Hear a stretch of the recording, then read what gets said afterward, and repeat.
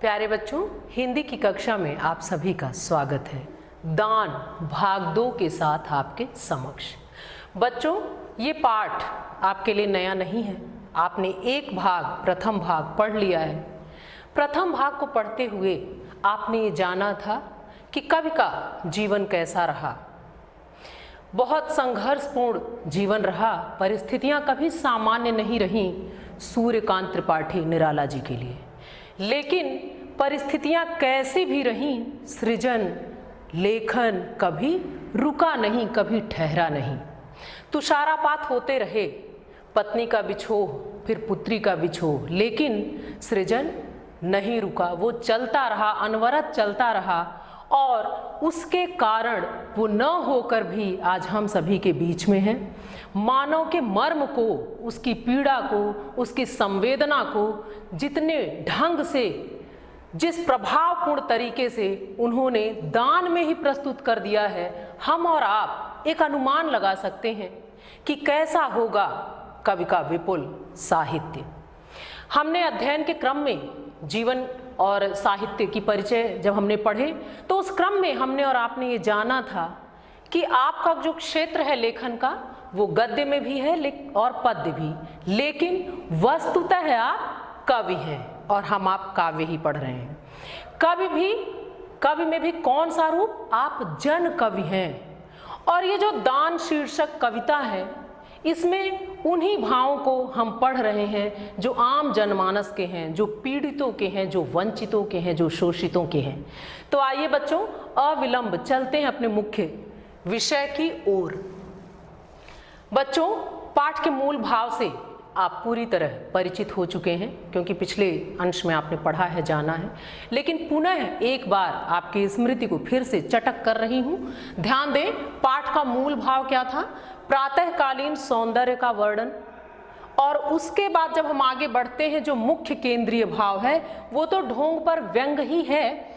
उन ढोंगी दानियों पर व्यंग किया गया है जिनके हृदय में दया लेश मात्र भी नहीं है, तथा जो धर्म के नाम पर केवल दान का ढोंग करते हैं। हमने कुछ अंश पढ़ा था, तो ये जो प्रभात वर्णन भी है, आप देखें कि कवि टहलने निकले। आपने यहाँ से इतना शुरुआत किया कि प्रभात का वर्णन है और कवि टहलने निकले हैं। वो गोमती के पुल पर आ गए हैं और वहाँ से वो क्या देख रहे हैं? एक बहुत ही छोटी घटना, सामान्य, जहाँ तक आम जनमानस नहीं पहुँच पाता, लेकिन कवि का मानस, कवि का सृजन, उसकी सोच, उसकी पीड़ा, उसकी चिंता आम जनमानस के प्रति, और सबसे ऊपर कवि की लेखनी की वजह से उसकी एक बड़ी जिम्मेदारी, जिसका निर्वहन कवि ने किया है, बड़ी ही जिम्मेदारी से, बड़े ही प्रभावपूर्ण ढंग से किया है। हम और आप प्रभावित हुए बिना नहीं रह सकते। विषय बहुत ही पुराना है, चिरपरिचित है, लेकिन जिस सलीके से, जिस ढंग से वो रखा गया है, वो मत देता है हमारे और आपके हृदय को, हमारे और आपके मानस को। बच्चों, कहते हैं कि कविता जो है वो भावनाओं की प्रसूति है, कि जब भाव का वेग निकलता है, उसका एक प्रसव है जो कविता के रूप में फूट पड़ता है। चाहे ये तमसा के तट पर स्नान करने वाले वाल्मीकि रहे हों या गोमती के पुल पर खड़े निराला। आइए चलते हैं और दान को देखते हैं कि आखिर कवि क्या बताना चाहते हैं, क्या पहुंचाना चाहते हैं, ऐसा कौन सा संदेश है। तो सीधे सीधे बच्चों आइए, अब हम चलते हैं वहां गोमती के उस पुल पर जहां से ये सर्जना हमारे समक्ष आई। हमने इतना पढ़ लिया था कि प्रभात का वर्णन है, कभी टहलने गए हैं, घूम टहल के वो आ गए हैं, पुल पर खड़े हैं और वो कौन सा दृश्य देख रहे हैं। आइए देखते हैं, अब उस मर्म की तरफ चलते हैं जो कवि के अंदर से, हम सब के अंदर जग जाने के लिए पंक्तियां सृजित हुई हैं। देखिए कि आपने देखा, पुल के ऊपर तक की बात हुई थी कि वो वहां आए हैं और देख रहे हैं कि एक भिखारी बैठा है, पुल के ऊपर बहुत सारे बंदर। अब वो दृश्य आपके समक्ष आ रहा है जो भाव वस्तुतः कवि बताना चाहते हैं। हमने यहाँ तक पढ़ा था कि मानव जो है वो ईश्वर की श्रेष्ठ सर्जना है, वो धन्य है, वो श्रेष्ठ है, वो भाग्यशाली है, उसके पास ऐसा सब कुछ है जो इस धरती पर जितना भी कुछ है उसका भोग करने वाला मनुष्य होता है। यहाँ तक आपने पढ़ा था कि मनुष्य श्रेष्ठ है, धन्य है, ईश्वर की श्रेष्ठ कृति। अब उसके बाद हम देख रहे हैं कि अब कवि क्या कहना चाह रहे हैं। ध्यान दे बच्चों। फिर देखा उस पुल के ऊपर बहुसंख्यक बैठे हैं वानर। ध्यान दे। एक और पंथ के कृष्ण काय, कंकाल शेष नर मृत्यु प्राय। बहुत ही ध्यान से इन पंक्तियों की तरफ आप देखें। प्रभात वर्णन से पंक्तियां चली, प्रकृति के वैभव की बात कही गई, और जो कुछ भी हमें प्रकृति से मिला है उसमें मानव एक श्रेष्ठ सर्जना के रूप में है। मानव ही सारे सुखों का भोग करता है, श्रेष्ठ है, धन्य है। लेकिन अब यहाँ देखिए कि वो कौन सा रूप दिखाना चाहते हैं। फिर गोमती के उस पुल से खड़े हुए कवि ये सारी बातें कह रहे हैं, देख रहे हैं, महसूस कर रहे हैं। और अब देखिए क्या कहते हैं। फिर देखा उस पुल के ऊपर बहुसंख्यक बैठे हैं वानर। फिर कवि क्या देखते हैं कि पुल के ऊपर जो है बहुत बड़ी संख्या में, मतलब बहुत ज्यादा बंदर वहां पर बैठे हुए हैं। तो देखिए पुल के ऊपर वानर बैठे हैं। एक और पंथ के कृष्ण काय, कंकाल शेष नर मृत्यु प्राय। लेकिन सड़क के दूसरी तरफ एक और, मतलब जो रास्ता चल रहा है, जो मार्ग है, उसके एक तरफ एक और पंथ मतलब रास्ता के कृष्ण काय, काय मतलब शरीर, काया, और कृष्ण मतलब काला। ध्यान दीजिए, एक और पंथ के कृष्ण काय कि जो रास्ता है उसके एक तरफ एक काले शरीर वाला, काले रंग का कंकाल शेष नर मृत्यु प्राय, कि एक ऐसा नर मतलब व्यक्ति, एक ऐसा व्यक्ति है, एक ऐसा मनुष्य है जो सिर्फ कंकाल शेष, जिसके पास, जिसका जो शरीर है वो सिर्फ हड्डियों का ढांचा जैसा दिख रहा है, मृत्यु प्राय। ऐसा लग रहा है कि बस वो मरने वाला है, जान उसमें ना हो, सिर्फ हड्डियों का ढांचा रह गया है।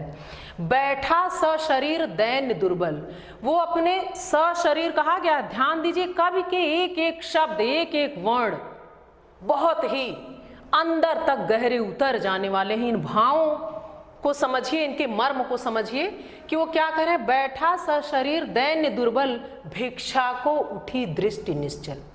अब देखिए, क्योंकि वो पंडित जी ऊपर आ गए हैं और ये देख रहे हैं कि पुल के एक तरफ क्या है और दूसरी तरफ रास्ते पर कौन बैठा हुआ है, भिक्षुक बैठा है, भिखारी बैठा है, और ये उसका वर्णन है। आप देखिए कि मांगने वाला भी कैसा है, किस तरह का है। ये कहने का मतलब कृष्ण का है कि कोई कांति नहीं रह गई है, क्योंकि हड्डियों का सिर्फ वो ढांचा है, कंकाल शेष मृत्यु प्राय। ये देखिए कि ये जो व्यक्ति है जिसको बताया जा रहा है कि बैठा सशरीर दैन्य दुर्बल, जो सशरीर, जो अपना शरीर लेकर बैठा तो है, लेकिन वो कैसा है, दैन्य दुर्बल। वो दुखी है, बहुत दुबला पतला है, सिर्फ हड्डियों, कंकाल से सिर्फ हड्डियों का ढांचा दिख रहा है, और वो काले रंग का है, मृत्यु प्राय। और ऐसा लग रहा है कि बस वो, कि जीवन है तो वो जीवंतता नहीं दिख रही है। बिल्कुल मरे हुए से कहना कि बिल्कुल श्रीहीन हो चुका है, क्योंकि वो बहुत दुर्बल है, बहुत दुबला है। भिक्षा को उठी दृष्टि निश्चल, निश्चल मतलब स्थिर, अचल।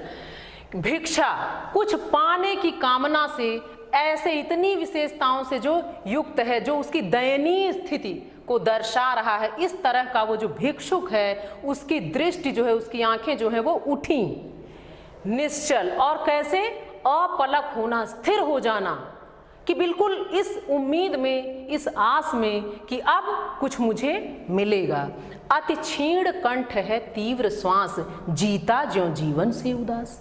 ध्यान दे बच्चों, अति क्षीण कंठ है, जो उस आवाज है उसकी, कंठ, आप जानते हैं कि अगर हम भूखे रहें, कुछ ना खाएं, तो आप ये महसूस करते हैं कि जो आवाज़ है वो गले से निकल नहीं पाती। तो वो इतना दुर्बल है, इतना दीन है, उसकी स्थिति इतनी इस तरह की हो गई है कि वो बोल कर, कह कर मांग भी नहीं पा रहा, उसकी आवाज़ इतनी हल्की है कि सुना नहीं जा सकता। अति क्षीण कंठ, जो उसका कंठ है, जो उसकी आवाज़ है, बहुत क्षीण हो गई है, उसमें कोई दम अब नहीं रह गया है। तीव्र श्वास, और जो उसकी सांसें हो बहुत तेज चल रही हैं, कमज़ोर है, वो बहुत कमज़ोर है। जीता ज्यों जीवन से उदास, और उस व्यक्ति को, वो व्यक्ति कौन है, भिक्षुक, उसको देखकर ऐसा लग रहा है जीता ज्यों जीवन से उदास, जैसे वो जीवन से उदास होकर बस इसी तरह जिए जा रहा है। बच्चों ध्यान से देखिए कि इन पंक्तियों के साथ साथ कवि का क्या उद्देश्य है, वो क्या बताना चाह रहे हैं, वो मानव के उस मर्म की तरफ हमारा और आपका ध्यान ले जाना चाह रहे हैं जिधर सहसा हमारा ध्यान उतना नहीं पहुंच पाता, उस रूप में नहीं पहुंच पाता जहां पहुंचना चाहिए। घटना बहुत छोटी सी है, दान एक धार्मिक क्रिया है, लेकिन विश्वास और अंधविश्वास के इस अंतर को कवि ने किस तरह स्पष्ट किया है वो आप अगली पंक्तियों में भी और भी अच्छे से इसको महसूस कर पाएंगे, क्योंकि एक घटना दिखाई जा रही है। यहाँ देखिए कि उन्होंने कहा कि पुल के ऊपर बहुत सारे बंदर बैठे हुए हैं और रास्ते के एक तरफ एक भिक्षुक बैठा है जिसका कंठ बिल्कुल आवाज नहीं तेज निकल रही, इस तरह छींड़ हो गया है, पतला हो गया है, बेदम हो गया है, सांसें तेज चल रही हैं, वो दुर्बल है, सिर्फ हड्डियों का ढांचा है। अब आगे कवि क्या बताना चाह रहे हैं आइए देखते हैं, क्योंकि उत्सुकता लगातार बनी हुई है कि आखिर कवि क्या कहना चाह रहे हैं। शीर्षक है दान, और अभी तक हमने तो दान से जुड़ा हुआ कुछ ऐसा देखा नहीं। आइए जानते हैं, ये जिज्ञासा, ये उत्सुकता जो बनी रहती है, ये कवि की विशिष्टता है, उपलब्धि है, और ये बनी रहनी चाहिए। यही वो अनुराग है, राग है कि हम जुड़ गए हैं और अब हम जानना चाह रहे हैं कि आगे क्या होने वाला है। ध्यान से देखें इधर, ढोता जो वह कौन सा शाप, प्रश्नवाचक है, बच्चों ध्यान दें, भोगता कठिन कौन सा पाप। अब उस भिक्षुक को देखकर, उस भिखारी को देखकर जो बैठा है, जो अति दुर्बल है, ढोता जो वह कौन सा शाप, कि आखिर कौन सा शाप मिला है जिसको वह ढो रहा है, भोग रहा है, भोगता कठिन कौन सा पाप, और ऐसा कौन सा पाप उसने कर दिया है कि जो इस तरह से इतने कठिन दिनों को वो भोग रहा है। बच्चों, अक्सर हमसे कहा जाता है कि हम सभी, और इस कविता के शुरुआत में भी आपने यही पढ़ा जब प्रकृति का वर्णन था, कि हमने जो किया अच्छा या बुरा वही हम भोगते हैं। यहाँ तक भी हमने पढ़ा है कि हम संचित पूर्व जन्म के जो संचित कर्म हैं उनको भी भोगते हैं, और आगे जो आने वाला है, हमने आज क्या किया है इसको भी हम भोगते हैं।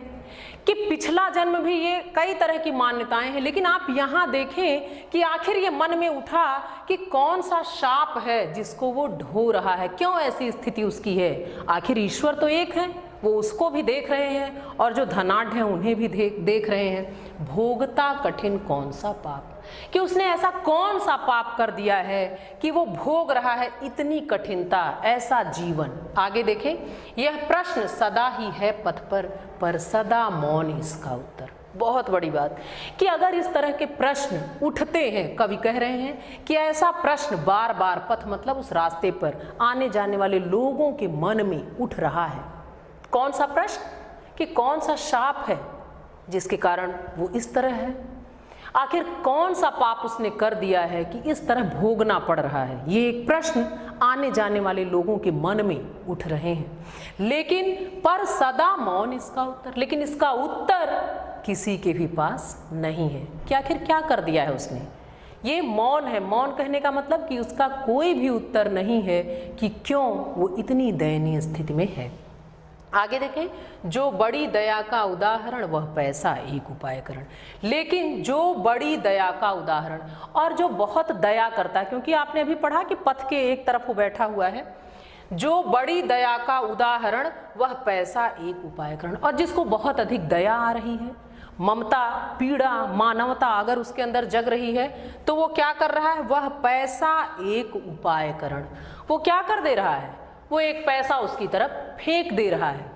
सिर्फ इतनी मदद कि अगर मन में दया, करुणा, ममता के भाव जग रहे हैं तो क्या कर रहा है अगला, सिर्फ एक पैसा उसकी तरफ उसने फेंक दिया। बस इतना ही कर रहे हैं कि जो बड़ी दया का उदाहरण, जिनका उदाहरण दिया जा रहा है कि बहुत दयावान है, जिनके मन में दया के भाव जगे हैं, उन्होंने सिर्फ इतना किया कि एक पैसा उसकी तरफ फेंक दिया।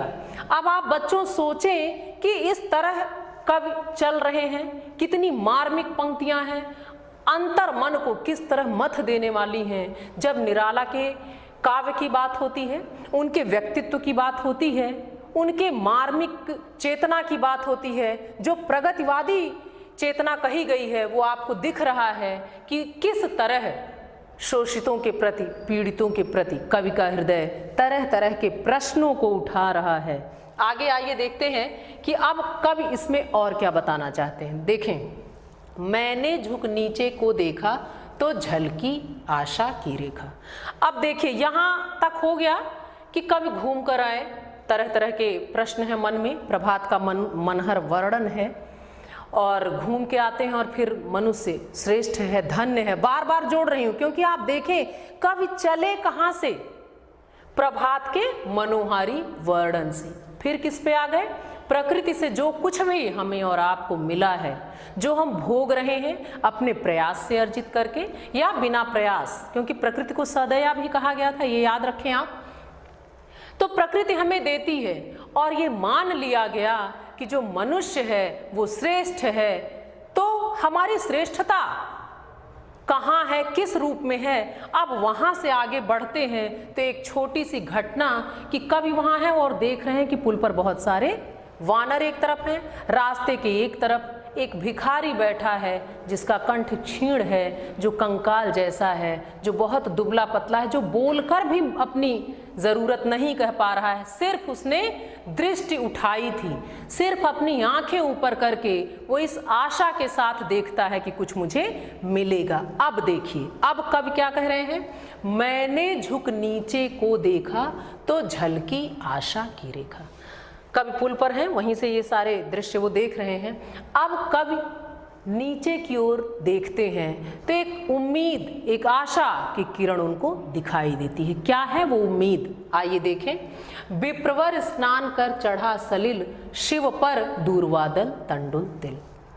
अब ध्यान दें, क्योंकि ये कवि हृदय देख रहा है, समझ रहा है, गढ़ रहा है जिसे हम आप पढ़ रहे हैं। तो अब देखिए, उन्होंने एक देखा कि एक उम्मीद की किरण दिखी, एक आशा की रेखा दिखी। वो कौन है, विप्रवर, एक ब्राह्मण। अब ध्यान दें, विप्रवर स्नान कर चढ़ा सलिल, शिव पर दूरबादल तंडुल तिल।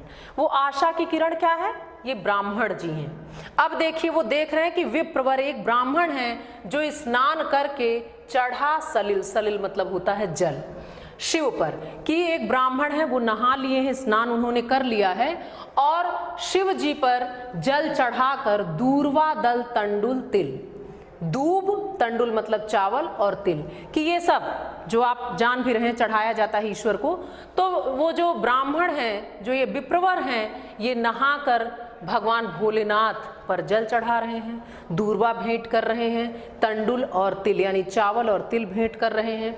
लेकर झोली आए ऊपर, ये देखिए, अब वर्णन को बहुत ध्यान से देखिए। अब हम आ गए हैं अपने विषय की ओर। लेकर झोली आए ऊपर, देखकर चले तत्पर वानर। बहुत ध्यान देने की आवश्यकता बच्चों कि अब देखिए, कवि कह रहे हैं कि विप्रवर को देखकर, ब्राह्मण को देखकर, द्विज को देखकर कवि के मन में ये भाव जगा कि शायद अब जो ये भिक्षुक बैठा है, जो भिखारी बैठा है, जो कैसा है, क्षीण कंठ वाला, कैसा है, कंकाल, कैसा है, कृष्णकाय, कैसा है, जो हिल डुल नहीं सकता, बोलकर मांग नहीं सकता, जो चल नहीं सकता, जो बहुत ज्यादा दुर्बल है, ऐसा जो वर्णन आपने अभी पढ़ा, कि अब एक आशा की किरण ये झलकी कि शायद अब इसको कुछ मिल जाएगा, कोई मदद हो जाएगी। अब देखिए क्या होता है, मुझे भी नहीं पता है बच्चों। चलिए पंक्तियों को आगे बढ़ाते हैं और देखते हैं कि क्या होता है। कि अब विप्रवर जो हैं, द्विज जो हैं, इन्होंने नहा लिया है, पूजा कर लिया है, स्नान किया, शिव जी को जल दिया, दूर्वा, चावल और तिल अर्पित कर दिए, भेंट कर दिए, और अब अपनी झोली लेकर झोली आए ऊपर, और अब अपनी झोली लेकर वो ऊपर आ गए। ऊपर कहाँ, पुल के ऊपर। आपने पढ़ा भी, पुल के ऊपर बहुत सारे बंदर भी बैठे हैं, कवि वहां से सारा दृश्य भी देख रहे हैं। लेकर झोली आए ऊपर, देखकर चले तत्पर वानर। और जब वो झोली लेकर ऊपर की तरफ आ गए, पुल पर आ गए, तो उस विप्र को, उस ब्राह्मण को देखकर जो बंदर थे, वानर जो हैं, वो सभी चले तत्पर। वो सब क्या है, वो उनकी तरफ बढ़ गए, वो तत्पर हो गए, वो जग गए, उनके अंदर भी चेतना आ गई, उत्साही हो गए, और किधर बढ़े, देखकर चले तत्पर वानर, वो उनकी तरफ चल दिए। और आगे आइए देखते हैं अब क्या है। ध्यान दे बच्चों, अब क्या, द्विज राम भक्त भक्ति की आस भजते शिव को 12 मास। अब ये जो विप्रवर हैं, जो ब्राह्मण हैं, उनके बारे में भी कवि थोड़ा सा बता रहे हैं। ध्यान दें, द्विज राम भक्त, कि ये जो ब्राह्मण है वो राम जी के भक्त हैं, भक्ति की आस, और ये इनकी आस्था है, जो इनकी भक्ति है, वो मानते हैं कि भक्ति है तो सब कुछ, सारी कामनाएं भी पूर्ण होती हैं, कुछ आशा उम्मीद हम लगाते भी हैं, और आस्था का बहुत संबल भी होता है। लेकिन यहाँ एक बात को, आपको एक अंतर को समझना होगा कि विश्वास और अंधविश्वास दोनों में एक हल्की सी रेखा जितना अंतर होता है, उस अंतर को आप समझें। द्विज राम भक्त, कि ये जो है वो राम जी के भक्त हैं, भक्ति की आस भजते शिव को 12 मास, और भक्ति में इनकी आस्था भी है, 12 महीने शिव जी को भजते हैं, यानी शिव जी का भी ध्यान कर रहे हैं। कर रामायण का पारायण जपते हैं श्रीमन नारायण। कर रामायण का पारायण मतलब पाठ, नियमित पाठ। तो ये रामायण का पारायण यानी नियमित पाठ करके जपते हैं श्रीमन नारायण। फिर श्रीमन नारायण मंत्र का जप करते हैं, भगवान की पूजा अर्चना में इनकी पूरी आस्था। कब यहाँ यही बताना चाह रहे हैं कि ये जो ब्राह्मण हैं, ईश्वर में इनकी गहरी आस्था है, और ये क्या क्या करते हैं, 12 महीने ये शिव जी को भजते हैं, राम जी के भक्त हैं, इनकी आस्था भी है, और हर दिन ये रामायण का पाठ करते हैं, फिर श्रीमन नारायण का भी मंत्र का जप करते हैं। अब देखिए, दुख पाते जब होते अनाथ, जुड़ जाइए बच्चों, दुख पाते जब होते अनाथ कहते कपियों के जोड़ हाथ। लेकिन जब भी ये ब्राह्मण देवता दुखी होते हैं, दुख पाते, जब भी इनको कष्ट मिलता है, जब होते अनाथ, जब असहाय अपने को महसूस करते हैं, दुखी होते हैं, कहते कपियों के जोड़ हाथ। तो ये बंदरों के आगे, वानरों के आगे, कपियों के आगे क्या करते हैं, हाथ जोड़ते हैं। किस लिए? कष्ट को दूर करने के लिए। बच्चों, अब यहाँ से यहाँ के मर्म को आप समझे कि ईश्वर में इनकी गहरी आस्था है, शिव को भज रहे हैं, राम को भज रहे हैं, रामायण का नियमित पाठ कर रहे हैं। लेकिन जब कोई कष्ट पड़ता है, असहाय, अनाथ का अर्थ होता है असहाय, कि जिसका कोई सहायक ना हो, तो जब ये इतने दुखी होते हैं तो ये कपियों अर्थात वानर, बंदरों के हाथ जोड़ते हैं कि हमारा जो कष्ट है वो दूर हो। मेरे पड़ोस के वे सज्जन करते प्रतिदिन सरिता मज्जन।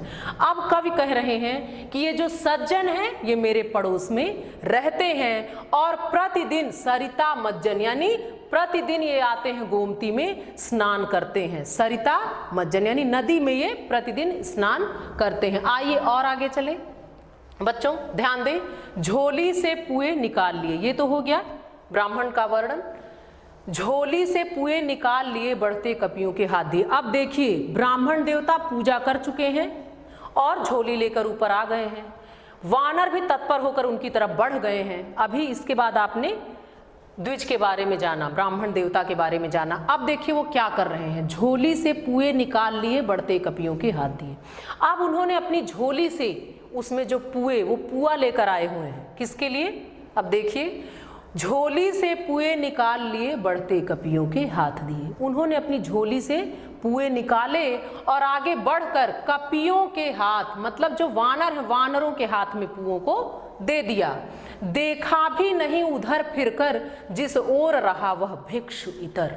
ध्यान दे बच्चों कि वानरों के हाथ में इन्होंने पुए दे दिए आगे बढ़कर, लेकिन देखा भी नहीं उधर फिरकर, उस तरफ घूमकर फिरकर देखा भी नहीं जिस ओर रहा वह भिक्षु इतर, जिधर वह भिखारी बैठा हुआ था, जिसकी स्थिति अत्यंत ही दयनीय है। चिल्लाया किया दूर दानव, बोला मैं धन्य श्रेष्ठ मानव।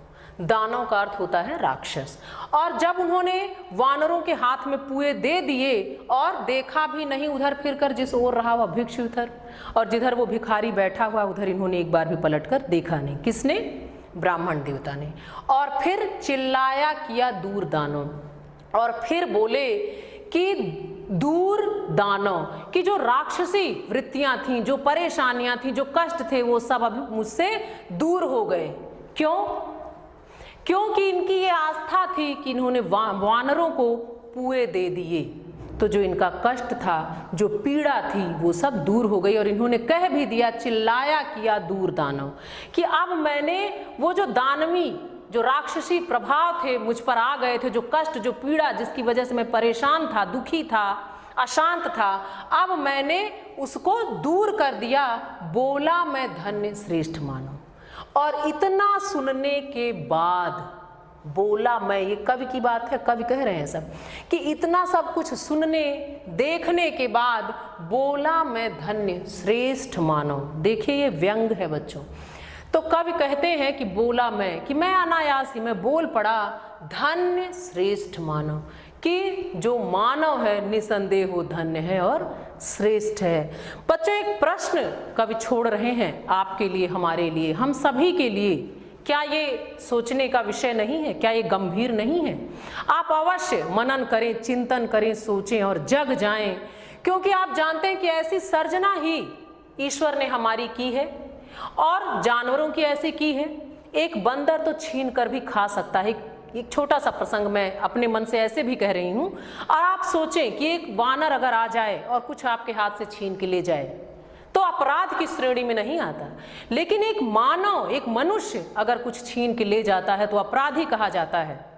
तो यहाँ कुछ मानव के भी तो दायित्व हैं, और आप श्रेष्ठ कहे गए हैं, तो आप अपने दायित्व बोध के प्रति सजग हों, दान के वास्तविक स्वरूप को समझें कि दान सिर्फ दे देने भर से ही इतिश्री नहीं हो जाती है। इसके मर्म को समझें कि उचित कहाँ था, वो उपयुक्त दान, वो श्रेष्ठ दान, उपयोगी दान कौन सा होता, वानर को पुए खिलाना या उस भिक्षुक को खिला देना। ये प्रश्न कवि का है, ये व्यंग है, इसको आप समझें और अपने जीवन में भी एक नई राह तलाशें, क्योंकि ये प्रश्न वहां था, आज भी बना हुआ है। आइए बच्चों आगे चले। काव्यगत सौंदर्य देखें इन पंक्तियों का। कवि ने अंधविश्वासी मानव के धार्मिक ढोंग पर व्यंग किया है। भाषा साहित्यिक खड़ी बोली है, शैली व्यंग्यात्मक है, रस जो है वो शांत है, अलंकार अनुप्रास। आइए और आगे चलें, व्याख्या के प्रारूप से परिचित हूँ। वैसे आपने तो ये सब कुछ जान लिया है, लेकिन बार बार कई बार जब आप जानते हैं, सुनते हैं, समझते हैं, पढ़ते हैं और देखते हैं, तो ये सारी चीज़ें आपकी स्मृति पटल पर अंकित हो जाती हैं। इसलिए ध्यान दें बच्चों, व्याख्या का प्रारूप ये आपकी परीक्षा में पूछा भी जाता है। सबसे पहले हम संकेत डालते हैं, उसके बाद आद्यंत, ये आपको समझाने के लिए लिखा गया है, आदि और अंत। तो जो पहला था वही अंश मैंने लिया है, निकला पहला आवेश चपल। इससे ये बताया जाता है कि हमने किन पंक्तियों को, किस खंड को, किस भाग को व्याख्या के लिए चुना है। संदर्भ प्रस्तुत व्याख्या काव्यांश हमारी पाठ्य पुस्तक हिंदी के काव्यखंड में संकलित सूर्यकांत त्रिपाठी निराला जी द्वारा रचित दान शीर्षक कविता से अवतरित है। बच्चों आप जानते हैं, पर पुनः बता रही हूं कि संदर्भ जो है वो कभी नहीं बदलता, क्योंकि इसके माध्यम से हम पाठ और उसके रचयिता के बारे में बताते हैं। लेकिन जैसे जैसे ये बदलेगा, ये पंक्तियां बदलेंगी, प्रसंग बदलता जाता है। इन पंक्तियों के प्रसंग को देखें। उपर्युक्त पंक्तियों में प्रातःकालीन सौंदर्य का वर्णन किया गया है। आइए थोड़ा और आगे चलें। कुछ कठिन शब्दार्थ आए थे, उनके अर्थ एक बार पुनः देखते हैं। कृष्णकाय काले शरीर वाला, क्षीण दुबला पतला, सलिल पानी, तंडुल चावल, पारायण नियमित पाठ, द्विज ब्राह्मण। आइए अपने अभीष्ट की ओर आते हैं। आंतरिक मूल्यांकन। बच्चों आप सभी जानते हैं कि हर कर्म का, जैसा कि आपने अभी इस पाठ को ही पढ़ते हुए जाना कि दान एक धार्मिक क्रिया है, लेकिन वो किस तरह से और कितनी उपयोगी सिद्ध हुई हमने इस कविता के माध्यम से पढ़ा, सीखा, समझा और जाना। तो हर कार्य के पीछे भी कुछ उद्देश्य निहित होते हैं, हर पाठ के पीछे भी होते हैं, और उसकी परीक्षा आइए इस पाठ के माध्यम से हमने क्या जाना, आंतरिक मूल्यांकन के माध्यम से हम करते हैं। स्वयं भी आप अपनी परीक्षा इस माध्यम से कर सकते हैं। देखें कुछ प्रश्न जो आपको स्वयं से करने हैं। निराला जी का संक्षिप्त परिचय देते हुए उनकी काव्य कृतियों पर प्रकाश डालिए। दूसरा देखें, निराला जी की दान कविता का मूल पाठ, मूल भाव अपने शब्दों में लिखिए। बच्चों देखिए, मूल भाव पे चर्चा तो हुई है, लेकिन अभी जो मैंने बताया वो मेरी तरफ से कहा गया। आपने पूरी कविता पढ़ ली, अब इसका जो मूल भाव है जो आपने इस पाठ को पढ़कर समझाया जाना है उसे अपने शब्दों में लिखें। संप्राप्ति, हमने और आपने क्या पाया? हमने और आपने ये जाना कि दान कितना सार्थक होना चाहिए, कैसा होना चाहिए, किस दिशा में होना चाहिए और वास्तविक दान में, ढोंग में, विश्वास और अंधविश्वास में कितना अंतर होता है। इस समझ को हम और आप इस पाठ के माध्यम से विकसित कर सके हैं। धन्यवाद।